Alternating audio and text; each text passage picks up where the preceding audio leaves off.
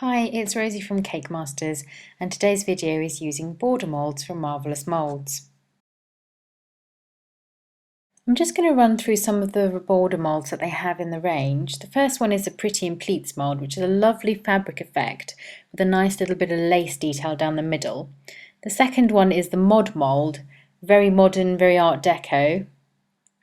The third one that they have is the Unity mould, which is my favourite. Lots of lovely detail on this one.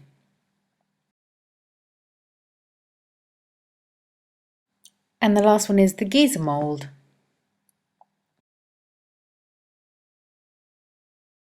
So before I do the demo, I just wanted to show you some pieces that I've made beforehand to show you the detail that you can get from these lovely border moulds. So the first one is the Pretty in Pleats mould, and I've chosen two colours. One colour for the pleated fabric and one colour for the lace detail down the centre. The next one I'm going to show you is the Mod mould, which is very modern, and you can see the impressions really stand out on this mould. The next one is the Unity mould, and my favourite. You can really see the larger dots and the smaller dots detailing on this mould. I'm actually going to be using this mould in the demo, so you'll see how fantastic it looks round the cake in the end. The next is the Giza mould, which are like small square raised studs. And again, this would just look lovely round a cake. The first mould I'm going to show you is the Unity mould. I'm just rolling out some blue gum paste on my dusted board. Just going to roll it out long to the shape of the actual mould. So you can see that it's not too thin, probably about 2 millimeters thick. Now these moulds from Marvellous Moulds have a great cutting edge. I'm just dusting the mould, and I'm going to shake off any excess because you only need a very thin layer of cornstarch for the moulds. I'm just going to now place the gum paste on top, making sure the whole design is covered. Then I'm just going to gently push down the gum paste into the detail of the mould. You really can be quite firm at this stage because you want the detail to transfer onto the gum paste. I'm just going to take my rolling pin now and roll over the top of the mould, and as you can see, the cutting blades in the mould get rid of all of the excess gum paste.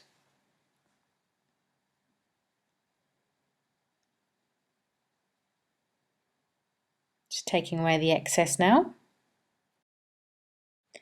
The blades are actually the best thing about this product, and it just really helps quickly get rid of any excess paste. So I'm just going to spend a little time now pushing down the gum paste into the detail of the mould because I want that beautiful design to be transferred onto the gum paste once I take the paste out. So I'm just going around all the individual links, pushing down quite firmly. And using a scribe tool, I'm going to get rid of the excess paste in the windows. Now the windows have been incorporated into the moulds so that when you're actually putting it on a cake, that colour of the cake will come through the border moulds.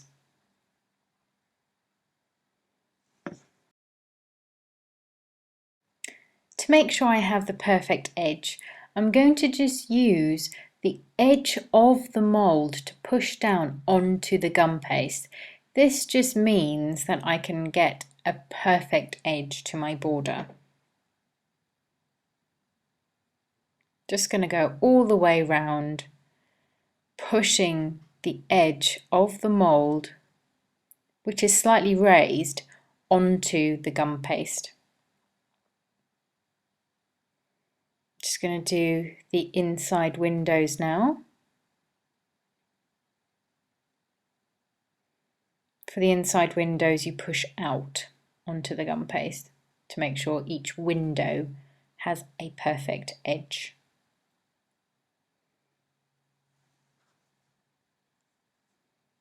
And that's just the last one there.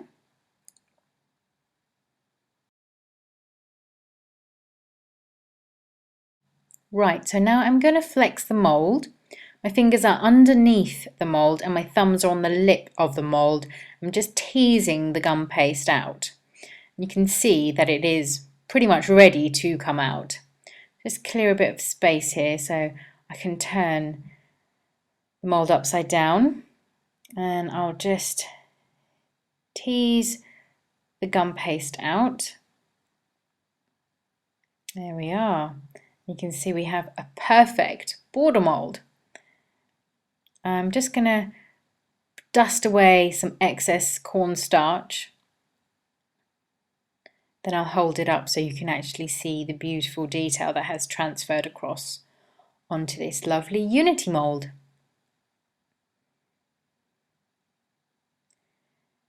There we are. Beautiful.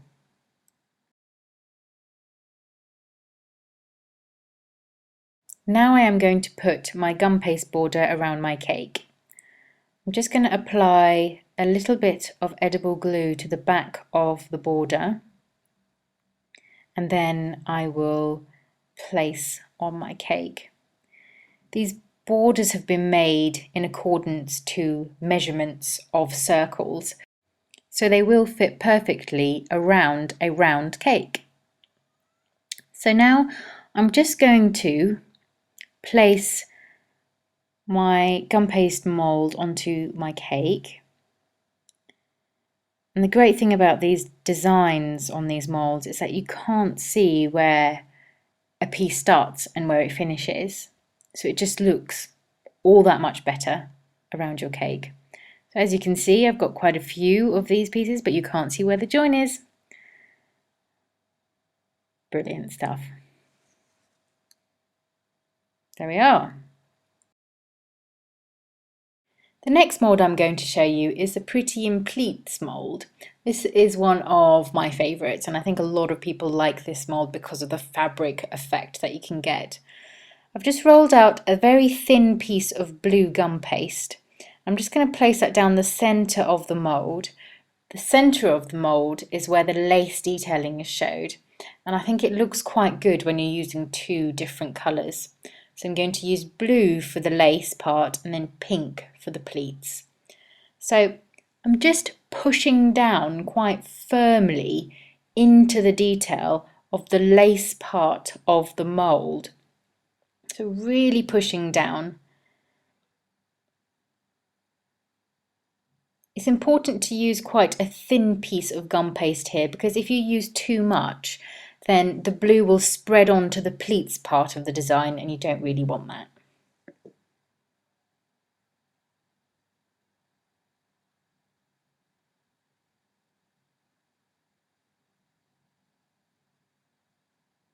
Really push down, make sure it's nice and secure. What I'm doing here is sort of pinching the gum paste just to make sure that the blue detail doesn't bleed into the remaining pleat design. So now I'm going to roll out some pink gum paste, and again I'm going to roll it out in a long rectangle to fit the mould. There we are, that should be okay.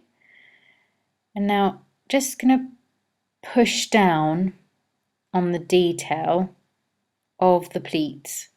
So again, push down quite firmly because you want those lovely folds to replicate onto the gum paste. Using the sides of my hands quite firmly down each side and the middle.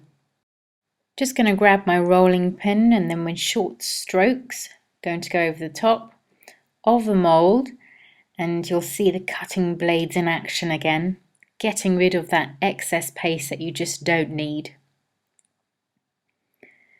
Just doing the bottom end now. There we are. Take away all of the excess. Now, to make sure I have the perfect edge for my border, I'm just going to go round the edge of the mould and I'm going to push down the top edge on top of the gum paste, and this just again ensures that I have a perfect clean edge once the gum paste comes out of the mould. Just going all the way around, just pushing down just to make sure. I'm just going to flex the mould now with my fingers under the mould and my thumbs on the lip of the mould, and you can see that the gum paste is ready to come out. I'm just going to turn the mould over to tease the gum paste out, and it comes out in one go. Now I'm just going to hold this up so you can see the lovely fabric folds and the detailing down the middle. Just applied some edible glue to the back of my gum paste border, and now I'm going to put it around my cake. I mean, the two great things about these moulds, one is the fact that they have the cutting blade incorporated into the mould, and the second thing is that once the pieces go round your cake, you really can't see where the design starts and where it finishes. So there we have it, the border all the way around my cake. And here is the finished cake with some beautiful delicate flowers to finish off the top tier. Thank you for watching.